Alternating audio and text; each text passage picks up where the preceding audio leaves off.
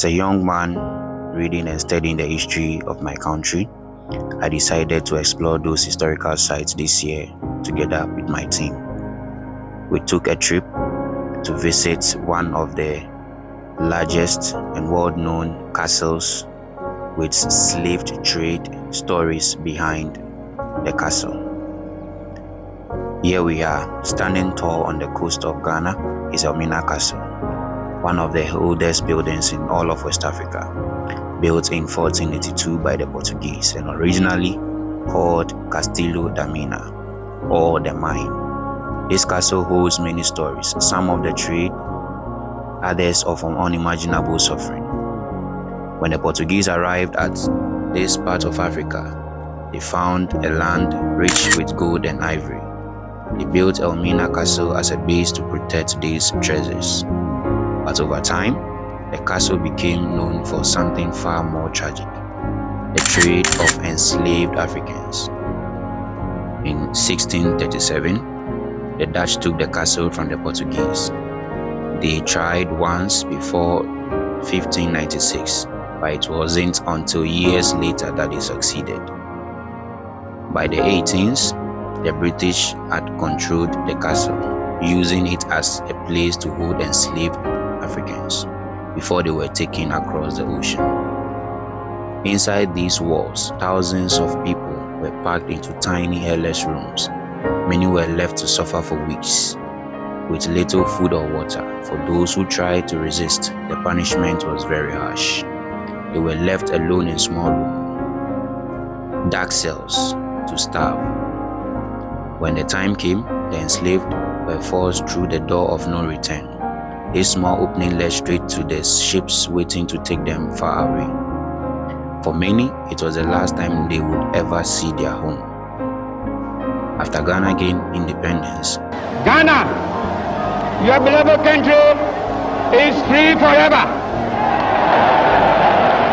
From now on, Elmina Castle became a place to remember the past.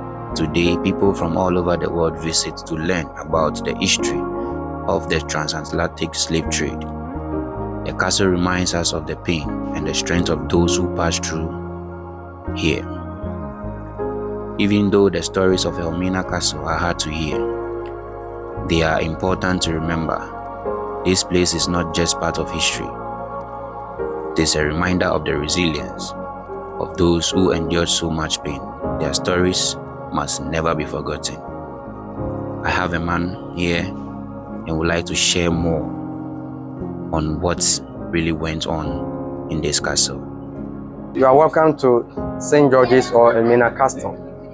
Now, Marcus Garvey said, people without the knowledge of their past history, origin, and culture is like a tree without roots.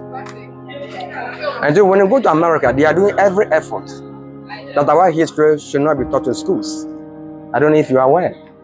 If that's the case, then it is up to we the Africans to tell our own history. So I said, you are welcome in Akwaba. So we said, this is St. George's Castle, or Elmina Castle, built by the Portuguese in 1482. You know, they initially came here in 1471 for two reasons. One, they said they were missionaries. And again, they claimed they were traders. So they are here to trade with the Africans. Now, when they were coming to Africa, they came along with some European goods. And the gunpowder, alcohol, tobacco. In essence of gold, ivory, then later spices. We call it the barter trade or barter system. Now, the major commodity they were interested in was the gold. And when they came here, the rate at which our people were giving the gold out gave them the impression or the idea that the land here would be in abundance of gold. So they named here Elmina, which means the mines, like a gold mines. But our people here could not pronounce the word Elmina, so it was corrupted in today's word Elmina. But you may ask me, don't you have a name before the European came here? Yeah, they had a name. And the African name was called Anumansa, which means inexhaustible water. You drink the water, it will not get finished or dry. So they said they want a place where they can keep their goods. So they went to dentist called Nana Kwame Nsaah the first, requested for the land. But the chief was not agreed. He didn't agree. And then he made a comment. Friends are better friends if they don't live together. So if that is the case, be in your homeland or in your home country, also they can be friends. But for several persuasion, he gave us the land to the Portuguese. That was the first time a land was given to a foreigner by African chiefs. So they said they had a place to keep their goods. So initially, these are their warehouses. But along the line in 16th century, they changed their mind from the gold, the ivory into human trade or the slavery. They're the same room where they converted as a dungeon.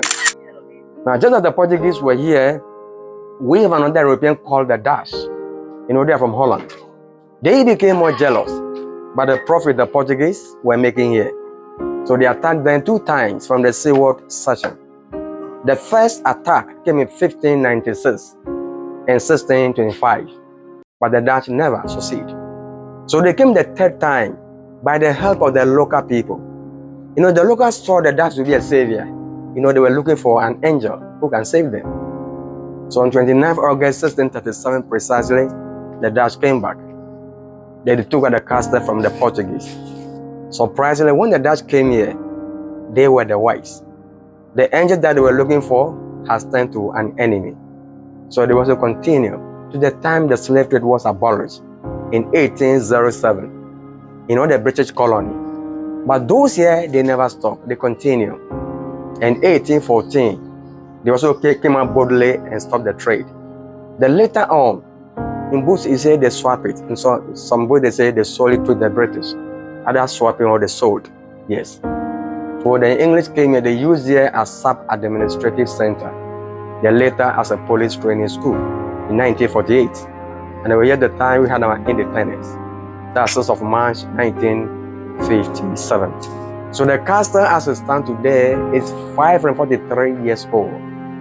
543 years. This is the biggest, the largest, and the oldest castle, not only in Ghana, but the whole tropical Africa, Africa south of Sahara. So we had the Portuguese first. They spent 155 years here. The Dutch were here for 235 years. The English, 85 years. And Ghana being the last group, we are only 68 years when we took on the castle. At a point in time, the castle can hold a minimum of 1,000 slaves. It could be more, but already the minimum was 1,000. The men were 600 and the women 400. Then on my right, we have a church. This is a Catholic church.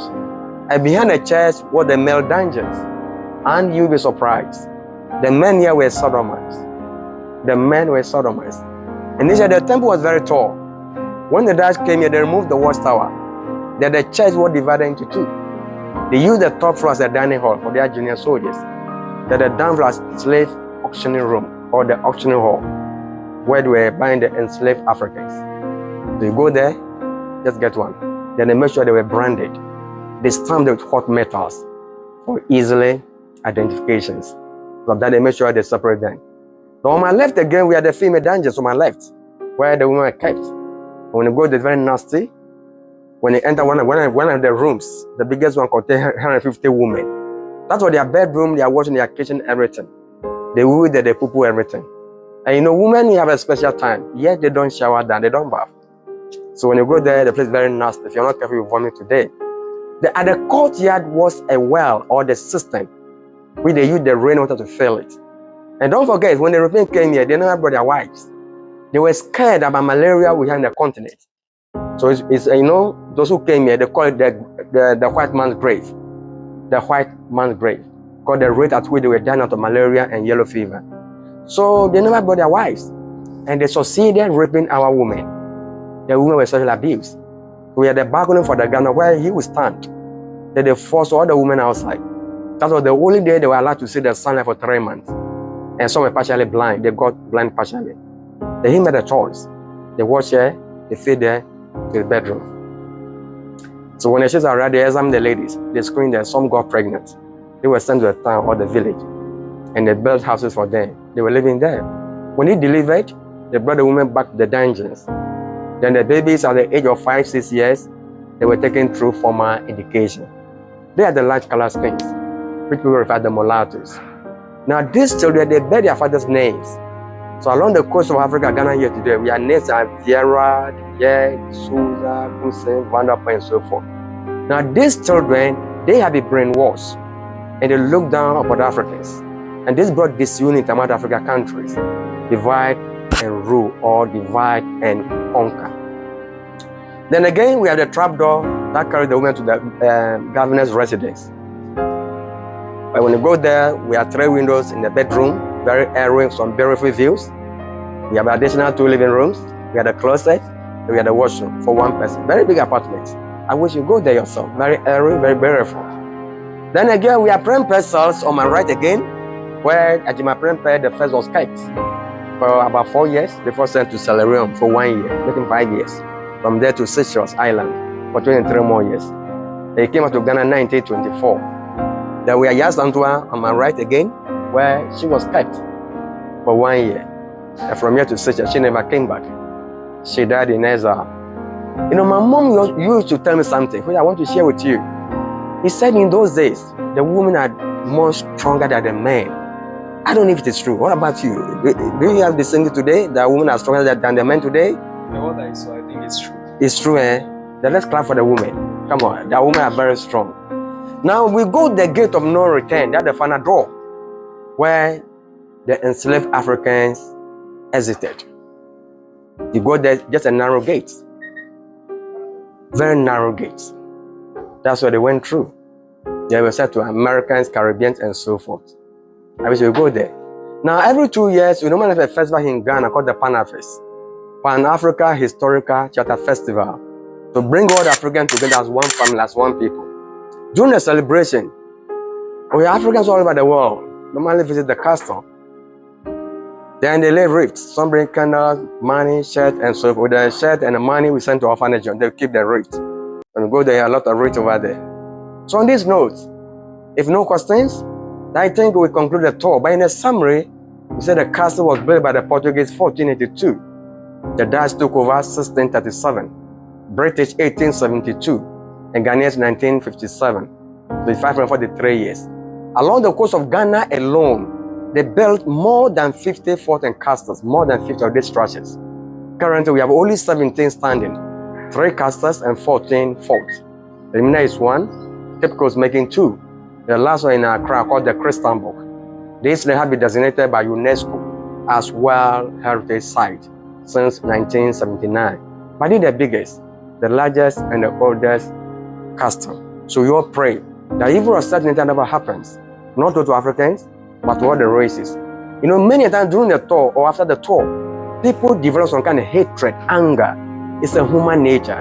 But this is not time to blame the white or the blacks. It is a time for all of us to learn from our mistakes so that we make the world a better place. Once again, my name is Richard.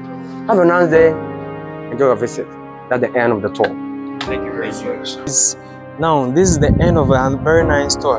And if you go through whatever we went through, you could see that indeed it was a very disheartening story. Our ancestors really went through a lot, and now we heard all that from our tour guide. Now, this brings us to the end of this video. Kindly catch us on all social media platforms, on Jardine Studios, on TikTok, YouTube, Instagram, everywhere on Jardine Studios. And make sure you subscribe and click on the post notification button for more contents like this. Peace.